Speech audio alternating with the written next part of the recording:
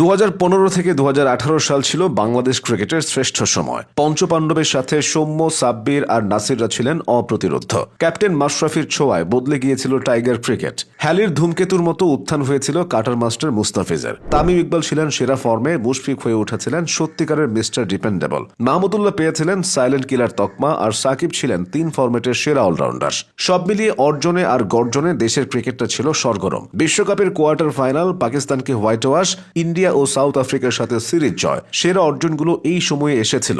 2015 বিশ্বকাপের quarter final নিশ্চিত করার পর পাকিস্তানকে হোয়াইট ওয়াশ করে টাইগার বাহিনী। এরপর 2016-তে এশিয়া কাপ ফাইনাল, 2017-তে চ্যাম্পিয়ন্স ট্রফির সেমিফাইনাল। এই 2 বছরও টাইগাররা ছিল অনবদ্য। এসবের শুরুটা হয়েছিল মাশরাফির ক্যাপ্টেন হয়ে আসার মাধ্যমে। 2014 সালে বাংলাদেশ ক্রিকেট পথ হারিয়ে টালমাটাল হয়ে পড়েছিল। ওই বছর যার তার সাথে যাচ্ছে তাই ভাবে হেরে যাচ্ছিল টাইগাররা। কঠিন সে সময়ে সাদা বলের ক্রিকেটে মাশরাফিকে অধিনায়ক করে বিসিবি। তিনি দায়িত্ব নেওয়ার সময় 2015 বিশ্বকাপের বাকি ছিল মাত্র 3 মাস। অল্প সময়ে ক্যাপ্টেন ফ্যান্টাস্টিক দলটা গুছিয়ে নেন। অস্ট্রেলিয়া ও নিউজিল্যান্ডে অনুষ্ঠিত বিশ্বকাপে ঝলক দেখায় বাংলাদেশ।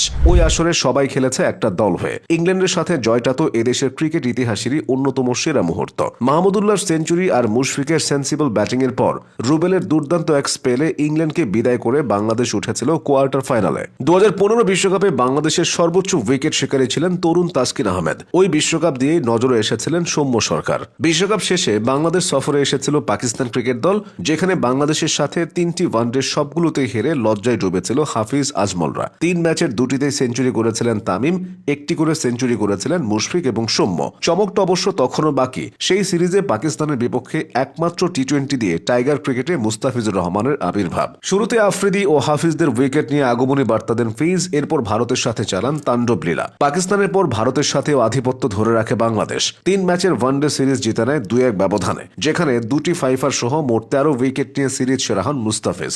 বোলারদের সেরা ছন্দের সময় ব্যাটিংয়ে সৌম্য, তামিমরাও ছিলেন আগ্রাসী। এরপর আসে সাউথ আফ্রিকা। প্রোটিয়াদের সাথে টি-20 সিরিজ হারলেও ওয়ানডেতে নিজেদের অবিশ্বাস্য ধারাবাহিকতায় ছেদ পড়তে দেয়নি টাইগাররা। 2-1 ব্যবধানে সিরিজ জিতে পরপর 3 ক্রিকেটীয় পরাশক্তির বিরুদ্ধে সিরিজ জেতার অনন্য নজির গড়েছিল সাকিব, তামিমরা। ব্যাট হাতে ওই সিরিজের নায়ক ছিলেন সৌম্য সরকার। ব্যাটিং অলরাউন্ডার হয়ে বল হাতে নাসির রেখেছিলেন গুরুত্বপূর্ণ ভূমিকা। ওয়ানডেতে ধারাবাহিক ভালো করে র্যাঙ্কিংয়ে এগিয়ে বাংলাদেশ সুযোগ পায় 2017 সালের চ্যাম্পিয়ন্স ট্রফিতে। ইংল্যান্ড ও ওয়েলসে অনুষ্ঠিত সেই টুর্নামেন্টে তো সেমিফাইনালেই উঠে যায় মাশরাফির দল। ওই টুর্নামেন্টে ব্যাট হাতে তামিম নিজের সেরা সময় কাটিয়েছেন। বলে কয়ে করেছেন সেঞ্চুরি, হাফ সেঞ্চুরি। নিউজিল্যান্ডের বিপক্ষে খাদের কিনারায় চলে গেলেও দলকে টেনে তুলেছিলেন মাহমুদুল্লাহ ও সাকিব। দুজনের অকল্পনীয় সেই জুটির কথা এখনো তরতাজা স্মৃতি। ফিরে যাওয়া যাক আরেকটু আগে। 2016 সালে বাংলাদেশে অনুষ্ঠিত এশিয়া কাপের কথাও নিশ্চয়ই মনে আছে। 80 রানের এক নান্দনিক ইনিংসে শ্রীলঙ্কার বিপক্ষে জয় এনে দিয়েছিলেন সাব্বির। এরপর পাকিস্তানকে হারিয়ে বাংলাদেশ পৌঁছে যায় ফাইনালে। বাংলাদেশ শিরোপা জিততে না পারলেও সাব্বির হয়েছিলেন সে আসরের সেরা ক্রিকেটার।